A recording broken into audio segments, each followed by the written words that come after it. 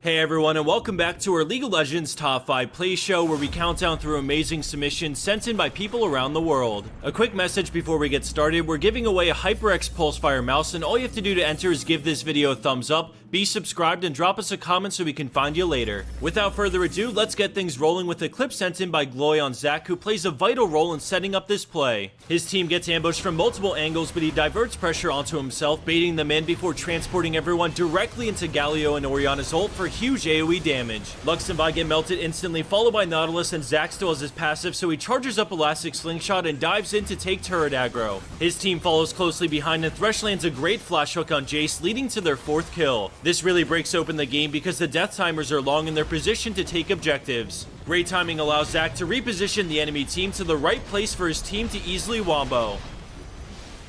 Our next play in today's lineup takes us from mid lane over to the Baron, as Caitlyn and her team are baiting their opponents to face check. She has a trap line set up, and Blitzcrank pulls Sejuani over to the other side, so they start taking swings at each other's front line. Blitzcrank goes down first, but Caitlyn traps Sejuani again, and the damage from her team becomes overwhelming as Piltover Peacemaker takes her down. Her teammates went too far, leaving Caitlyn outnumbered as Ezreal tries to get the jump on her, but she flashes back. They don't see all the traps in the brush and end up giving her a bunch of headshots, and then she caliber nets back and continues firing away. Ezreal has to retreat, but Kassadin messes up and goes in, thinking he's setting up his team to close in on her, but instead he seals his fate. Graves lends a hand from over the wall with his ult, but at this point she could have cleaned up, especially with Ace in the hole. At the end of the day, Caitlyn saved this fight with her positional awareness and so many back-to-back headshots, with Hurricane slowly chipping everyone down. Graves and NQ2 are able to secure the Baron after winning the fight.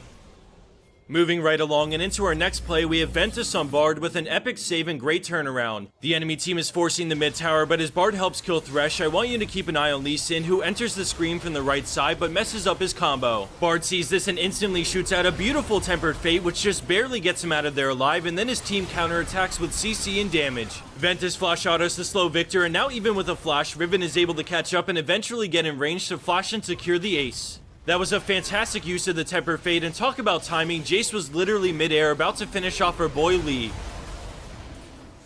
Coming up next in today's lineup, we have Orianna Grande playing Gangplank, and in the beginning we see him in position to place down a barrel, chaining it with a second one to chunk down Tristana before immediately falling back to wait for cooldowns and be in a better position. He knows the enemy team will want to come help Skarner, so he anticipates that and lingers near the choke point, throwing down a barrel and hitting them as they walk in with a huge powder keg to kill Tristana, followed by his ult. Gangplank wants to help out his teammate, but Skarner drags him to no man's land, so GP decides to turn on Garen and use the true damage from his passive plus his strong melee DPS to take him down. Another great barrel gives him a big boost of speed while slowing down Kennen, and then Skarner whiffs the blind flash slow, giving GP a chance to turn the tides. He predicts they'll try to cut him off, and the blue trinket confirms, so he places the barrel out of line of sight, getting the jump on them first to take down Kennen and Morgana right after.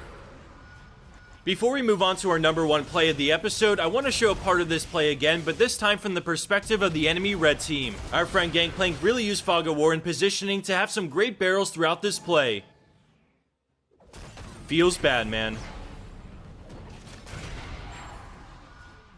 And last but not least, we have our number 1 spot occupied by Essential Oil on Galio, pulling so much weight in this crucial team fight. Right away, he charges right in to try and save his Lucian, but it's no use, and very quickly we start to see his team fall away from the dragon. Galio walks back with his team and puts pressure on Zed so that he eventually pulls back away from Lulu to rejoin his team. Essential Oil becomes this peel frontline monster as he gets on Shen, uppercutting him, but here comes the swarm of enemies, so he falls back and casts his ult. Unable to save Lulu, but he lands a huge 4-man knockup, followed by a massive taunt which lets TF deal damage safely. Galio's the buffer layer between red team and his TF, and when Shen gets killed, he takes an offensive angle, charging forward, throwing out his Q, and then taunt flashing so that TF's wildcards connect on Draven. This leads to back-to-back important kills, and then by the skin of his teeth, Galio survives and TF gets the pentakill.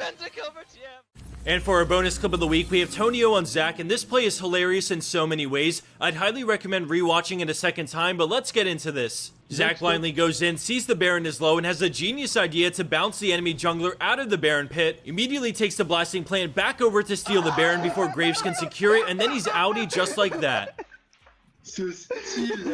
I mentioned earlier at the start of this video, we're giving away HyperX's new mouse, and to be entered in the giveaway, drop us a comment about anything, like the video, and be subscribed. I'll announce the winner of the giveaway at the end of the next top 5 plays, so keep your eyes peeled for that. Anyone who's been looking for a new mouse or maybe a backup, the Pulsefire mouse is just under 50 bucks, and for the price it feels really high end. We have a link in the description box to check out more details to see if it's right for you, so if you're interested, have a look before moving on to the next video. From everyone here on the Potato Monster team, thanks for tuning in today, and we hope you have an awesome day.